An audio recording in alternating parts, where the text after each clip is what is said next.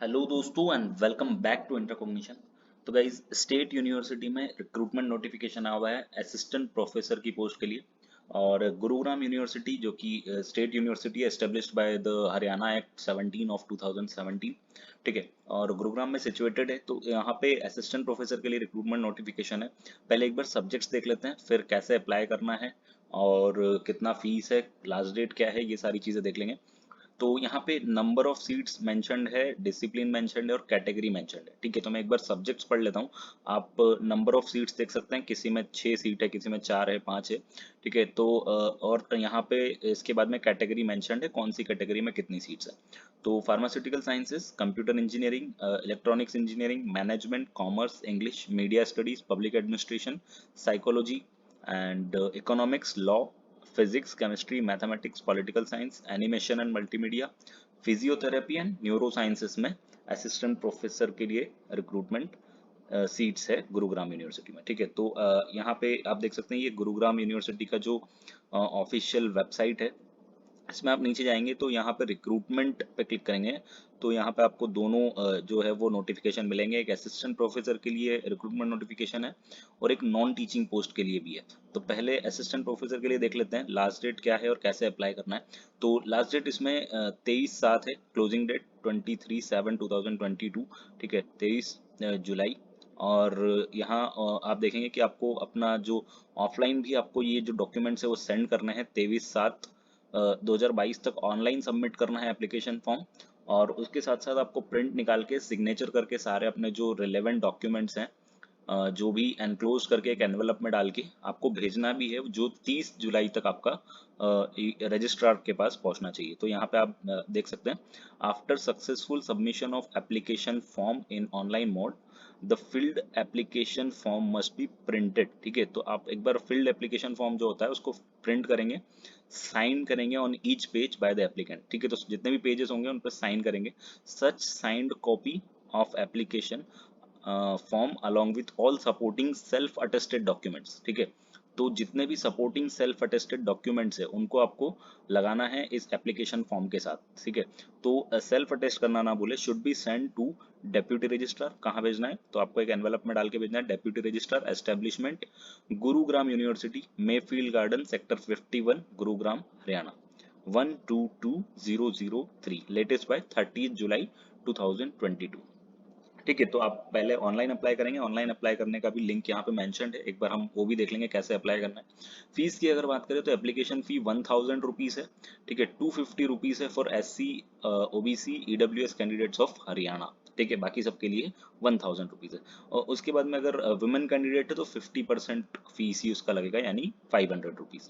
ठीक है, तो ये है, आपको ऑनलाइन 23 तक अप्लाई करना है, ऑफलाइन जो डॉक्यूमेंट सेंड करने हैं वो 30 तक आप भेज सकते हैं। ठीक है, अब नीचे चलते हैं, कुछ और इम्पोर्टेंट जो इंस्ट्रक्शन है। तो यहाँ एक चीज और मेंशन है कि the applicant must be citizen of India, must have Hindi Sanskrit as one of the subject at matric level. तो 10th तक आपका हिंदी या संस्कृत होना चाहिए, या फिर हायर लेवल पे भी होगा तो चलेगा। ठीक है, तो ये भी एक मैंडेटरी सिचुएशन है। उसके बाद एज लिमिट 50 ईयर्स है, तो 50 ईयर्स तक आप अप्लाई कर सकते हैं।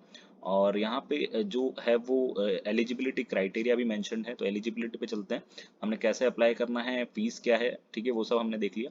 अब एलिजिबिलिटी देखें तो for commerce, English, economics, media studies, public admin, psychology, law, physics, chemistry, mathematics, political science and neuro science, इन सब के लिए 55% मार्क्स आपका होना चाहिए MA में, साथ में नेट क्वालिफाइड होना चाहिए। ठीक है, और अगर आप 2009 के पहले आपका PhD कंप्लीट है तो वो भी यहाँ पे एलिजिबल होंगे। ठीक है, और दूसरी बात अगर देखें तो इंजीनियरिंग टेक्नोलॉजी यानी कंप्यूटर एंड इलेक्ट्रॉनिक्स इंजीनियरिंग में देखें तो आपका BTech होना चाहिए, ME भी होना चाहिए साथ में, या इंटीग्रेटेड MTech होगा तो भी चलेगा रिलेवेंट डिसिप्लिन में। ठीक है, और उसके बाद साथ साथ यहाँ पे डिजायरेबल है। ठीक है, तो MTech ME वाले अप्लाई कर सकते हैं, लेकिन डिजायरेबल होगा कि teaching, research, industrial and professional experience हो रिप्यूटेड ऑर्गेनाइजेशन से, और कॉन्फ्रेंस में अगर पेपर प्रेजेंट किए हों या जर्नल में आपके पेपर पब्लिश्ड है। तो मैनेजमेंट के लिए आपका MBA होना जरूरी है, मास्टर्स इन बिजनेस एडमिनिस्ट्रेशन या PGDM भी चलेगा, CA, ICWA, MCOM with first class और equivalent, and 2 years of professional experience after acquiring the master degree. ठीक है, तो 2 साल का प्रोफेशनल एक्सपीरियंस भी मांगा है यहाँ पे। डिजायरेबल होगा कि आपका जो एक्सपीरियंस है वो रेप्यूटेड ऑर्गेनाइजेशन से हो और पेपर प्रेजेंट किया हो या पेपर पब्लिश्ड हो जर्नल में। फिजियोथेरेपी में आप यहाँ पे देख सकते हैं जो रिक्वायरमेंट है, masters in physiotherapy with at least 55% of marks from recognised university. Pharmaceutical science में a basic degree in pharmacy यानी B pharma, first class masters degree. ठीक है, तो मास्टर डिग्री भी मांगा है first class. And registration as a pharmacist under the pharmacy act of 1948 भी होना चाहिए। और उसके साथ साथ डिजायरेबल होगा teaching experience and paper presentation या paper publication. Animation and multimedia में post graduate in animation multimedia and animation from a recognised university with at least 60% marks होना चाहिए। Desirable 2 years of experience in animation and multimedia industry. ठीक है, साथ में अगर MSc होगा तो भी आप अप्लाई कर सकते हैं। Computer IT, MCA, MTech from recognised university. यहाँ पे मिनिमम 2 years ऑफ जो आपका डिप्लोमा या सर्टिफिकेशन होना चाहिए एनिमेशन में।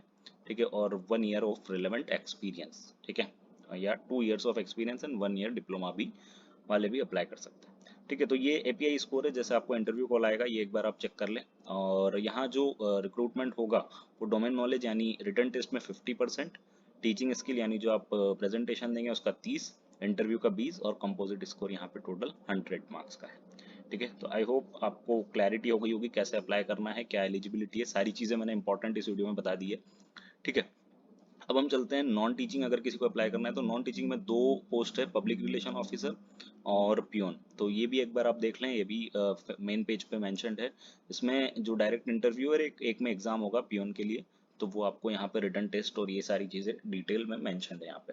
ठीक है, तो अब आपको अगर अप्लाई करना है तो यहाँ आप not apply to non teaching post या apply to teaching post. Teaching post पे आप क्लिक करेंगे तो ये यहाँ पे आपको इस तरह का पेज खुलेगा जो इंस्ट्रक्शंस बताएगा ये सारी चीज़ें।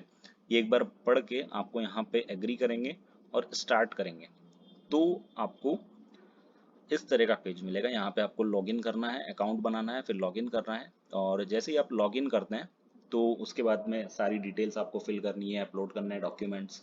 ठीक है, एट लास्ट आपको एक पूरा आपका जो फॉर्म है, एप्लीकेशन फॉर्म, वो मिल जाएगा। उसका प्रिंट लेना है, उसको साइन करना है और उसके साथ साथ आपको सारे अपने जो रिलेवेंट डॉक्यूमेंट्स हैं वो पेपर पब्लिकेशन, एक्सपीरियंस सर्टिफिकेट, वो सारों पे भी साइन करके एंड एट लास्ट आपको एक एनवलप में डालना है। एनवलप पे आपको एड्रेस मैंने मेंशन कर दिया है कहाँ पे भेजना है।